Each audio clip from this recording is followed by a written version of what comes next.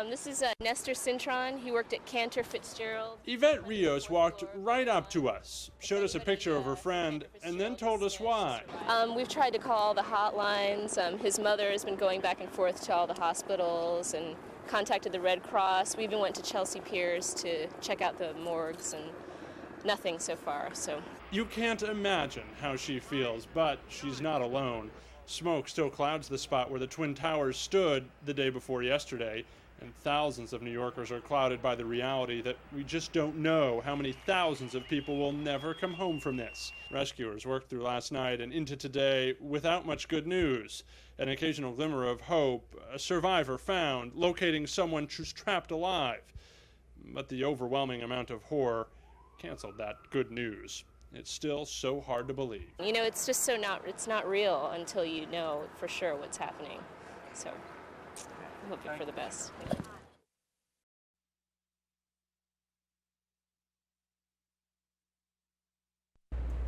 They have footage. I mean, they have like cars that's stacked up, buses turned upside down, gutted, all the seats burnt out. Cars got blown out. I mean, cars blown up in the air, flipped around. If you look here, you can see it's the steel girders and the cars. These are the cars. Look at those other cars.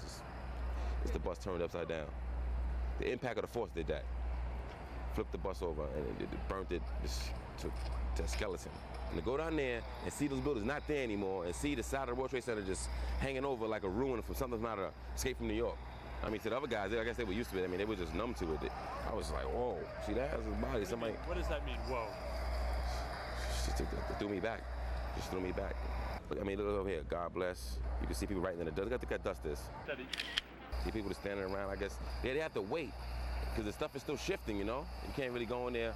I mean, the people who did this have no hearts at all. Because if you know what it once was, the great monument it was, and what it is now, it's just ruins now.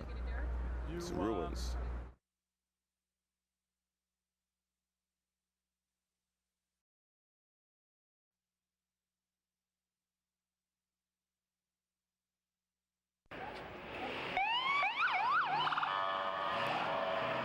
The worst nightmare we saw.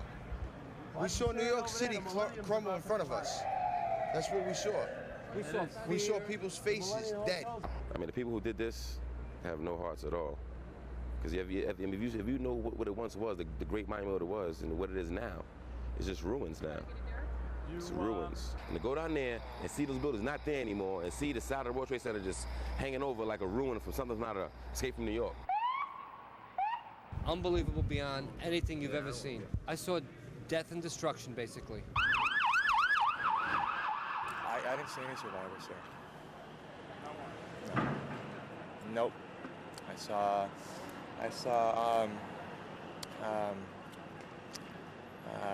just the opposite. I saw body parts and people that had been crushed and a lot of body bags. I mean, they have like cars that's stacked up, buses turned upside down, gutted, all the seats burnt out. I can imagine that, you know, when I get home, I'm going to be very fearful. All I can say is I got a wife.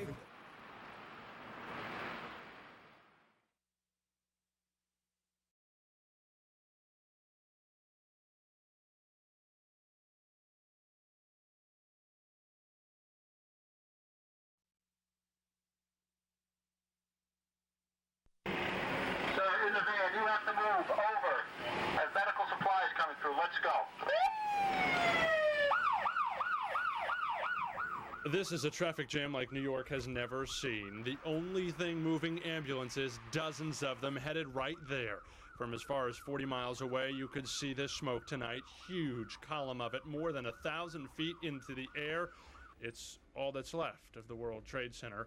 Gary Trumanero was one of the last bus drivers away from here. He stopped tonight after a long day of driving to think about what he saw. You hear it, shook the ground. I looked up quickly. For a second, I see rocks, size of cars. It is one of thousands of stories tonight. The fear, the horror, the shock will last far longer than this column of smoke.